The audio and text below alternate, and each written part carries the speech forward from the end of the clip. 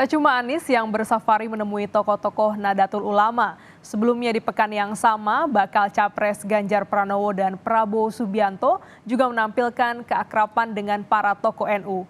Suara Nahdlin jadi faktor penting dalam memenangkan pemilihan presiden 2024. Dalam sepekan, 3 bakal calon presiden memberi sinyal menampilkan pendekatan yang searah, yakni mendekati kalangan Nahdien.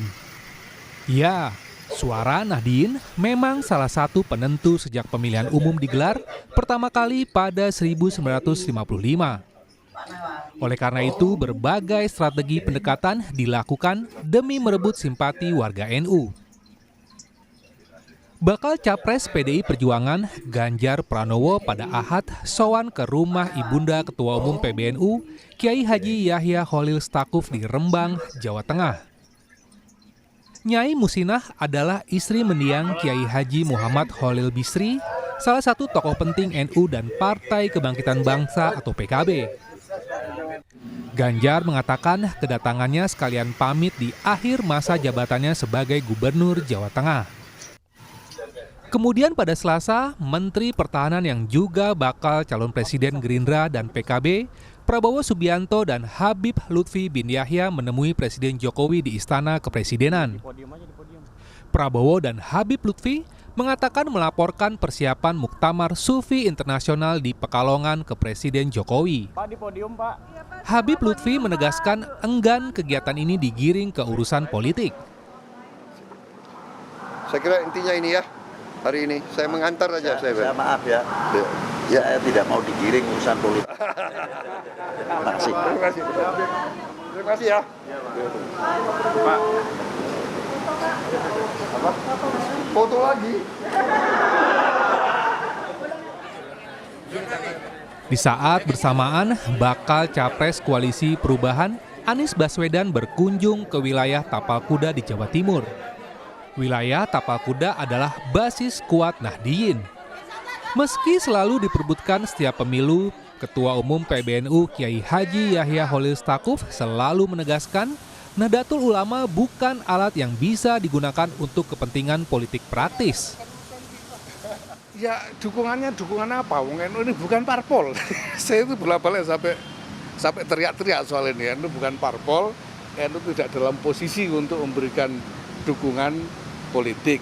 Satu-satunya yang akan dilakukan NU terkait ini adalah berusaha sekuat tenaga ikut menjaga supaya masyarakat tetap tentram, tetap harmonis. Konfigurasi suara Nahdien sementara bisa dilihat dari analisa Litbang Kompas yang memotret elektabilitas ketiga bakal capres di kalangan pemilih NU pada Mei lalu.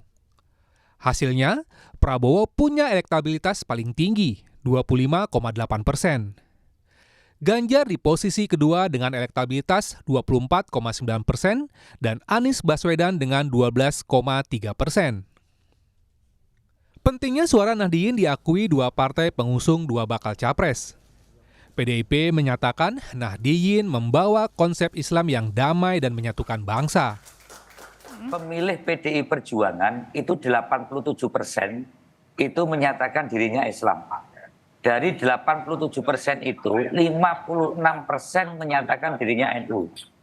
Kemudian Muhammadiyah, kemudian juga LDII, MTA, dan yang lain-lainnya. Cara pandang tentang konsepsi persatuan Indonesia atau Pancasila dengan pendekatan kultural ini bentuk Islam yang rahmatan alamin, yang ukhuwah Islamiyah, Insaniyah, Watoniyah itu sangat seiring dengan keinginan sebagai negara yang multikulturalisme. Ini adalah pertalian-pertalian yang sangat dimungkinkan bahwa bagaimana PDI Perjuangan sangat membidik kalangan Nahdlatul Ulama di dalam konfigurasi capres-cawapres. Sementara itu, Gerindra mengakui koalisinya dengan PKB merupakan pengakuan pentingnya suara NU. Gerindra ini kan sudah berkoalisi dengan PKB, dan PKB itu sudah jelas adalah memang warga NU yang ada di PKB. Jadi saya kira dari situ kan hubungannya sudah jelas bahwa memang bagaimanapun juga yang namanya Gerindra itu dengan NU sudah kemudian dekat, karena itu kan kunjungan Pak Prabowo kepada beberapa pondok-pondok pesantren di Jawa Timur yang merupakan notabene disitulah NU yang besar di Indonesia. Masih ada 2 bulan sebelum penetapan bakal capres dan cawapres ditentukan. Maka segala cara dilakukan demi memastikan lumbung suara besar diraup untuk memenangkan pemilihan presiden 2024. Termasuk menggait bakal calon wakil presiden dari kalangan Nahdlatul Ulama. Tim Liputan, Kompas TV.